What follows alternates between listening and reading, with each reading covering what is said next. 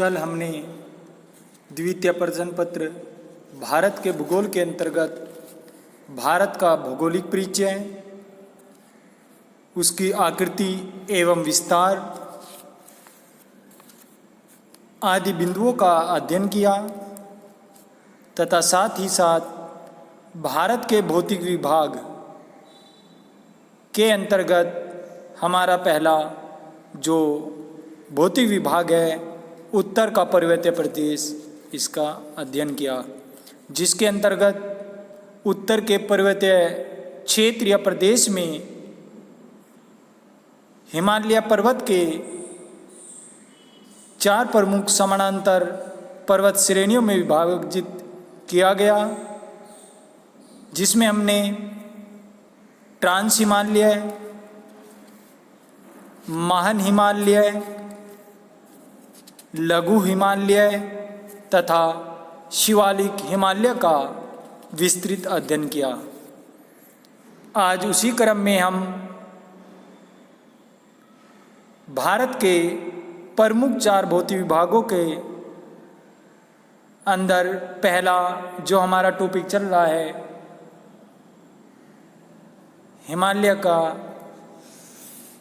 या उत्तर के पर्वतीय प्रदेश का अध्ययन हम जो कर रहे हैं, उसी क्रम में आज हम हिमालय का प्रादेशिक वर्गीकरण देखेंगे।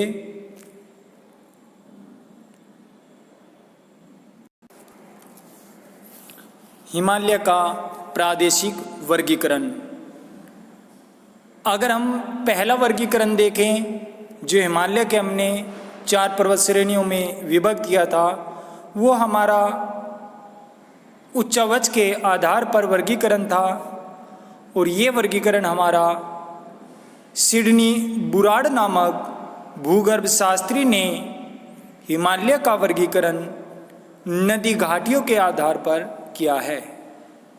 इन्होंने हिमालय की पश्चिमी सीमा सिंधु नदी तथा पूर्वी सीमा ब्रह्मपुत्र नदी द्वारा निर्धारित की है, जिसके आधार पर बुराड़ ने हिमालय के 4 प्रदेश बताए हैं, जिसमें नंबर 1 कश्मीर या पंजाब हिमालय, नंबर 2 कुमायूं हिमालय, नंबर 3 नेपाल हिमालय और नंबर 4 असम हिमालय। अब सबसे पहले हम नंबर 1 कश्मीर या पंजाब हिमालय, क्योंकि यह वर्गीकरण नदी घाटियों के आधार पर किया गया है, तो इसमें सभी प्रदेशों का जो विस्तार है उसकी पूर्वी और पश्चिमी सीमा वो नदियों के द्वारा ही निर्धारित या नदी घाटियों के द्वारा निर्धारित की गई है। जैसे नंबर 1 कश्मीर या पंजाब हिमालय के अंतर्गत इसका विस्तार सिंधु नदी से लेकर सतलज नदी तक 560 किलोमीटर की लंबाई में मिलता है। यह कश्मीर व हिमाचल प्रदेश राज्यों में फैला है। इस प्रदेश के अंतर्गत जास्कर, लद्दाख, काराकोरम, पीर पंजाल, धौलाधर श्रेणियाँ शामिल हैं। यहाँ पर दक्षिणी ढालों पर वनों की प्रधानता है, जबकि उत्तरी ढाल निर्जन, उबड़ खाबड़ तथा शुष्क है। शुष्क होने के कारण हिमरेखा इस प्रदेश में अधिक ऊंचाई पर पाई जाती है। नंबर 2 कुमायूं हिमालय, इसका विस्तार सतलज नदी से लेकर काली नदी तक 320 किलोमीटर की लंबाई में उत्तराखंड राज्य में है। इसका पश्चिमी भाग गढ़वाल व पूर्वी भाग कुमायूं हिमालय कहलाता है। यह पंजाब हिमालय की अपेक्षा अधिक ऊंचा भाग है। यहाँ की प्रमुख चोटी बद्रीनाथ, केदारनाथ, त्रिशूल, गंगोत्री, नंदा देवी, कामेत है। गंगा और यमुना की नदी के उद्गम स्थान यहीं पर है। नंदा देवी कुमायूं हिमालय का सर्वोच्च शिखर है जो उत्तराखंड राज्य के अंतर्गत आता है। दून घाटियाँ शिवालिक व मध्य हिमालय के बीच स्थित है। नैनीताल के निकट नैनीताल, भीमताल व सातताल झीलें स्थित हैं। नंबर 4, नेपाल हिमालय। नेपाल हिमालय का विस्तार काली नदी से लेकर तीस्ता नदी तक 800 किलोमीटर की लंबाई में मिलता है। यह कुमायूं हिमालय की अपेक्षा अधिक ऊंचा है तथा इस प्रदेश में हिमालय की सबसे ऊंची चोटी माउंट एवरेस्ट, जिसकी ऊंचाई 8,848 मीटर है, इसी भाग में पाई जाती है। यह विश्व की सबसे ऊंची चोटी है, इसी भाग में पाई जाती है। इसका विस्तार नेपाल देश में भी है। काठमांडू घाटी यहाँ की प्रमुख घाटी है। कंचनजंगा तथा मकालू चोटियाँ यहीं पर स्थित है। नंबर 4, असम हिमालय। यह नदी घाटियों के आधार पर वर्गीकृत हिमालय के 4 प्रदेशों में अंतिम प्रदेश है असम हिमालय। असम हिमालय का विस्तार तीस्ता नदी से लेकर ब्रह्मपुत्र नदी तक 720 किलोमीटर की लंबाई में मिलता है। यह श्रेणी नेपाल हिमालय की अपेक्षा नीची है तथा सिक्किम, असम व अरुणाचल राज्यों व भूटान देश में फैली है। इस श्रेणी का ढाल मैदान की ओर बहुत तीव्र है, किंतु तीव्रता पूर्व से पश्चिम की ओर कम होती जाती है। यहाँ की प्रमुख चोटी कुल्ला कांगड़ा, चुमलहरी, काबस, नामचा बरुआ आदि हैं। इस भाग की प्रमुख नदियाँ दिवांग, दिहांग, लोहित तथा ब्रह्मपुत्र है। इस प्रकार से नदी घाटियों के आधार पर सिडनी बुराड़ ने हिमालय को 4 प्रमुख प्रदेशों में विभाजित किया था, जिसमें अभी हमने जो अध्ययन किया, जिसमें हमने सिंधु नदी, सतलज नदी, काली नदी, तीस्ता नदी और ब्रह्मपुत्र नदी, इनके द्वारा हिमालय को 4 प्रदेशों में विभक्त पाया। तो नदियों का जो विस्तार है वो पश्चिम से पूर्व की ओर हमने अध्ययन किया, जिसमें पश्चिम में सबसे पहले हमारी सिंधु नदी, उसके बाद पूर्व की ओर जाते हुए हमारी सतलज नदी, काली नदी, तीस्ता नदी और अंत में पूर्व की ओर हमारी ब्रह्मपुत्र नदी के द्वारा इस प्रदेश को 4 भागों में विभाजित किया गया है।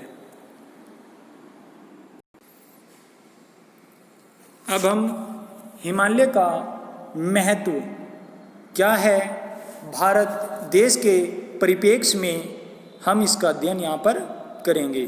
तो अगला हमारा जो मुख्य टॉपिक है वो है हमारा हिमालय का महत्व, और ये हमारा जो भारत के 4 भौतिक विभाग है, जिसमें हम अभी भारत के जो 4 भौतिक विभाग है उसमें से प्रथम भौतिक विभाग उत्तर का पर्वतीय प्रदेश या हिमालय पर्वतीय प्रदेश का अध्ययन कर रहे हैं। तो उसके अंतर्गत ये हमारा लास्ट टॉपिक है, जो हमारा हिमालय का महत्व, कि हिमालय का क्या महत्व है, वो किस प्रकार से भारत की जलवायु के नियंत्रक या भारत के एक प्रहरी के रूप में किस प्रकार से अपनी भूमिका निभाता है।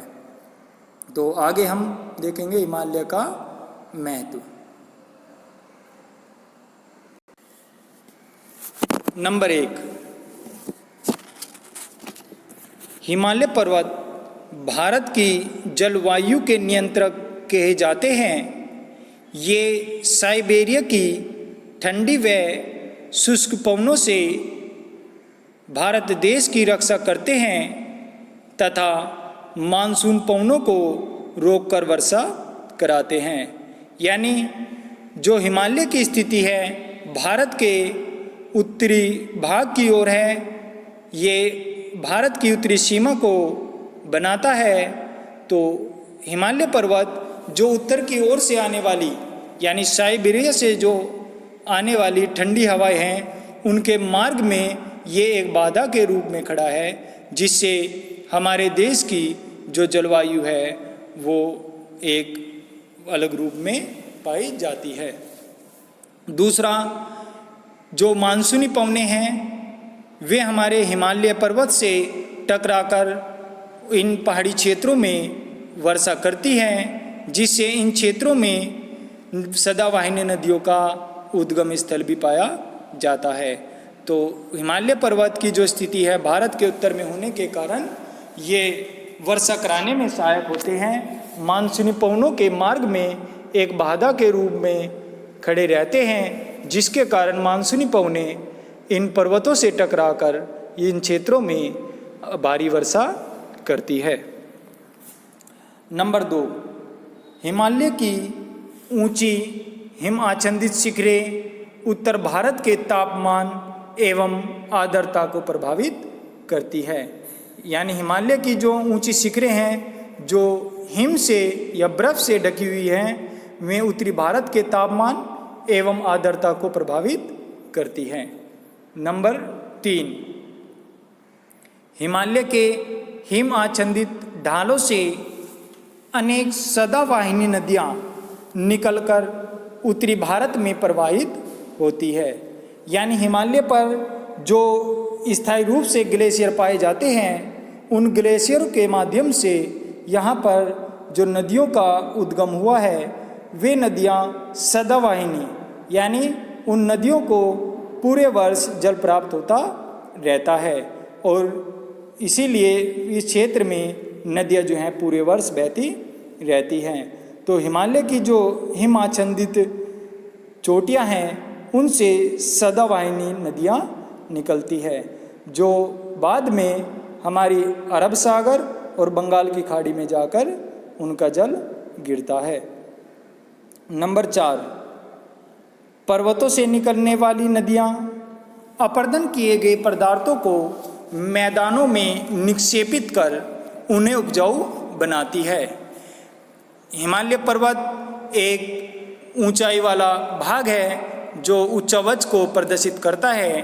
तो यहाँ से जो निकलने वाली नदियाँ हैं हमारी, वे नदियाँ ऊंचे भाग से यानी हिमालय की ऊंची चोटियों से नीचे अपनी तलहटी की ओर जब आती है, तो वे अपने मार्ग में जल के तीव्र प्रवाह के कारण मार्ग में आने वाले कंकड़, पत्थर, वनस्पति, मिट्टी सभी का अपरदन करती रहती है और अपने साथ इन अपरदित पदार्थों को, अवसादों को बहाकर ये निचले क्षेत्रों में जमा करती रहती है, जिससे निचले क्षेत्रों में इन अवसादों के निक्षेप के कारण वहाँ पर उपजाऊ मैदानों का निर्माण होता है।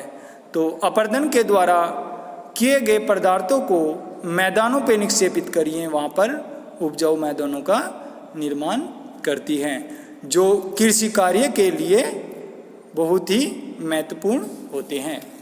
नंबर 5, तराई के वनों में शेर, चीते, हाथी, भालू आदि वन्य जंतु पाए जाते हैं।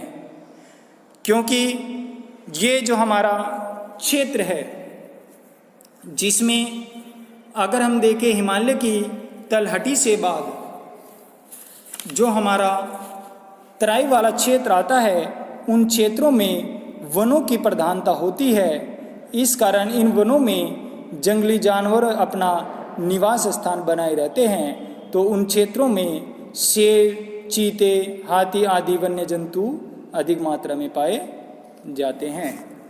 नंबर 6, प्राकृतिक सौंदर्य के कारण हिमालय के ढालों पर अनेक सुरम्य नगर स्थापित हो गए हैं, जो सैलानियों के लिए विशेष आकर्षण तथा राष्ट्र के लिए विदेशी मुद्रा का स्रोत है। यानी हिमालय के ढालों पर जो नगर स्थापित हुए हैं, उन नगरों पर देश के दूसरे भागों से और विदेशों से सैलानी घूमने के लिए आते हैं। वहाँ पर इसके आकर्षण का लुत्फ़ उठाने के लिए आते हैं, जिसके साथ साथ इन क्षेत्र को विदेशी मुद्रा का भी लाभ होता है। विदेशी मुद्रा यहाँ पर प्राप्त हो जाती है। नंबर 7, हिमालय की घाटियों में जहाँ वृक्षों की सीमा समाप्त होती है और हिमरेखा आरंभ होती है, वहाँ छोटे छोटे चरागाह पाए जाते हैं, जिन्हें कश्मीर में मर्ग जैसे गुलमर्ग, सोनमर्ग आदि और कुमायूं में बुग्याल या प्यार कहते हैं।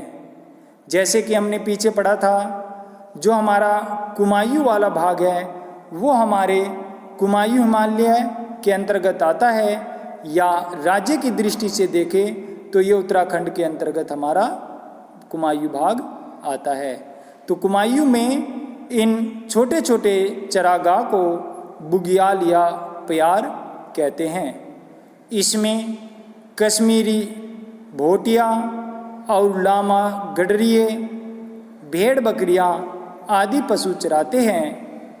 अतः यहाँ प्राकृतिक चारागाह पशुचारण के लिए उपयोगी है। नंबर 8, हिमालय से निकलने वाली नदियों के मार्गों में पड़ने वाले जलप्रपातों से जल विद्युत उत्पन्न की जाती है। जैसे कि हमने पहले ही पढ़ा है कि हिमालय जो है वो एक पर्वतीय क्षेत्र है, जिसकी जो औसत ऊंचाई है वो हमारी 6500 मीटर के लगभग है।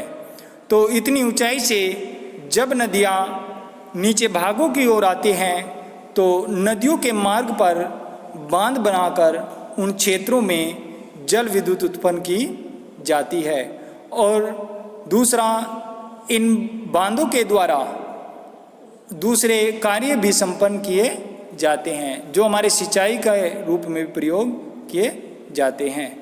एक तो बांध बनाकर इन नदियों पर जल विद्युत उत्पन्न की जाती है। दूसरा, जो प्राकृतिक रूप से जलप्रपात है हमारे, वहाँ पर भी इन नदियों के प्रवाह के द्वारा जल विद्युत उत्पादन किया जाता है। नंबर 9, प्राकृतिक वनस्पति के अतिरिक्त हिमालय में कोयला, पेट्रोलियम, तांबा, सीसा, स्लेट आदि खनिज संसाधनों के कारण पर्वतों का आर्थिक महत्व भी अधिक है। यह एक नवीन वलित पर्वत है। नंबर 10, हिमालय का धार्मिक व पौराणिक महत्व भी बहुत है। यहाँ कैलाश, अमरनाथ, मानसरोवर, केदारनाथ, बद्रीनाथ, देवप्रयाग, विष्णुप्रयाग, कर्णप्रयाग आदि पवित्र तीर्थ स्थल स्थित है, जो हिंदुओं की धार्मिक आस्था का प्रतीक है। इसके साथ साथ इस क्षेत्र की तलहटी से लगे हुए हमारे हरिद्वार जैसे धार्मिक नगर भी स्थित है। ये हिंदुओं के धार्मिक स्थल के रूप में प्रसिद्ध हैं। नंबर 11, हिमालय सदियों से भारत का सजग प्रहरी रहा है। यह भारत की मध्य एशिया व यूरोप के आक्रमणकारियों से रक्षा करता रहा है। लेकिन अगर वर्तमान परिदृश्य में देखें, आज के समय में लड़ाकू विमानों, हवाई जहाज़ों के कारण ये जो हमारी प्राकृतिक सीमा थी, ये हमारी अब प्रहरी के रूप में कमी रह गई है। ये हमारी किस रूप में दूसरे देशों के आक्रमणकारियों से रक्षा करता है, उसे अगर हम समझें तो जो हिमालय पर्वत है उसकी जो स्थिति है वो भारत के उत्तर में है, जो भारत की उत्तरी प्राकृतिक सीमा को बनाता है। अधिक ऊंचे पर्वतीय क्षेत्र होने के कारण इन क्षेत्रों में, हिमालय प्रदेश में ऊंचे दुर्गम क्षेत्र, गहरी घाटियाँ और खाड़ियों को पार करके इस क्षेत्र में आना बहुत ही कठिन होता है। दूसरा, 4000 मीटर से अधिक ऊंचाई वाले जो हमारे पर्वतीय चोटियां हैं, वे पूरे वर्ष हिम से ढकी रहती हैं। वहाँ पर पूरे वर्ष जो तापमान है वो 0 डिग्री सेल्सियस से भी कम होता है, जिन्हें पार करना बहुत ही कठिन हो पाता है। इसीलिए भारत के उत्तर में स्थित हिमालय पर्वत हमारी दुश्मनों से रक्षा करता है और एक सजग प्रहरी के रूप में अपना अस्तित्व बनाए हुए है। नंबर 12, यहाँ पर ऊंचाई के अनुसार वनस्पति का वितरण पाया जाता है। वनों से घास, औषधियाँ, उपयोगी गौण वनोपज तथा लकड़ी उद्योगों के लिए कच्चा माल प्राप्त होता है। यानी उत्तर के हिमालय क्षेत्र में अगर हम देखें, वनस्पति का भी बहुत ही अधिक विस्तार है, जिस पर घास और नई नई वनोपज और औषधियाँ हमारे पाई जाती हैं, जो कच्चे माल के रूप में दूसरे उद्योगों के लिए प्रयोग होती है। अतः इस प्रकार हिमालय जो है वो हमारा एक नवीन वलित पर्वत है और ये आज भी अस्थिर अवस्था में है। कहा जाता है कि आज भी इसकी ऊंचाई बढ़ रही है, लेकिन साथ ही साथ वो ऊंचाई हमें महसूस क्यों नहीं हो पाती, क्योंकि साथ ही साथ नदियों के द्वारा इसका पर्दन भी हो रहा है। लेकिन ये एक अस्थिर भाग है, इसमें आज भी वलन पड़ रहे हैं।